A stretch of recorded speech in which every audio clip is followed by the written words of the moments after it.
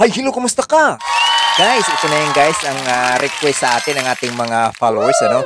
O sa lahat ng naghintay nito, ito na, gagawa na natin ng video, ang ating flower candies. Okay?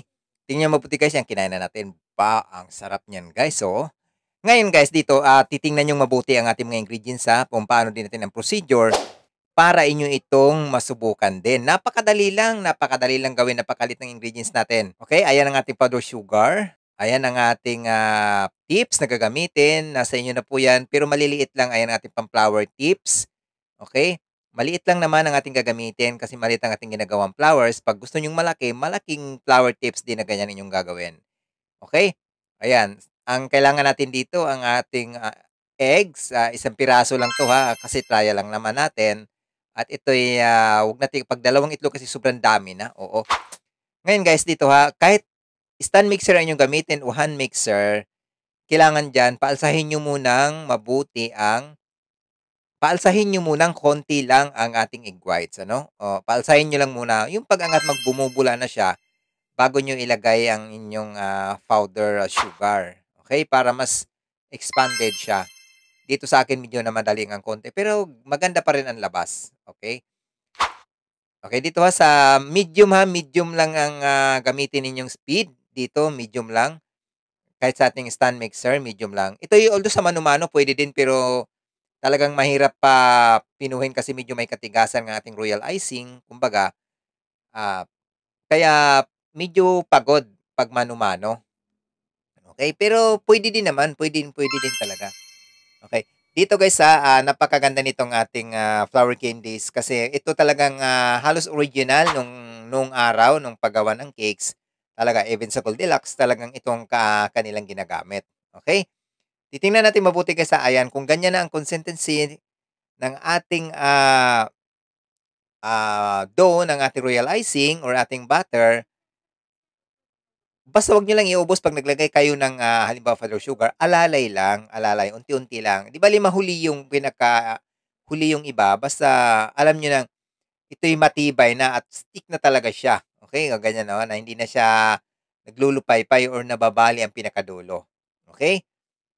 O yan ang ating kailangan pa, toothpick, meron din tayong styrofoam na ating pagtutusukan at ang ating tips at ang ating siyempre ang ating, piping bag, okey? Gano'n lang naman kadali guys. Dito kasi sa paggawa natin ng flower candies kailangan talaga gagawa muna tayo ng center, patigasin muna natin 'yan. Pinaka the best talagang gumawa nito 'pag, summer ano, yung tag-init. Eh, ngayon nga medyo malamig kaya gumamit ako ng oven. Pero hindi ito sinasalang sa loob, ito ay pinapatong lamang sa ibabaw ng oven para yung singaw ng init, ah, mahinang apoy lang, kanyang ito ang gustong-gusto ng ating, flower candies para tumigas. Kaya yan, kulayan na natin. Habang nagkukulay tayo, huwag kalimutang i-share ang ating videos. At huwag kalimutang i-like, i-follow ang ating Learn Baking with J Facebook page. At syempre ang ating YouTube channel. Okay, at saka kay JC Anos naman po. Pwede rin naman.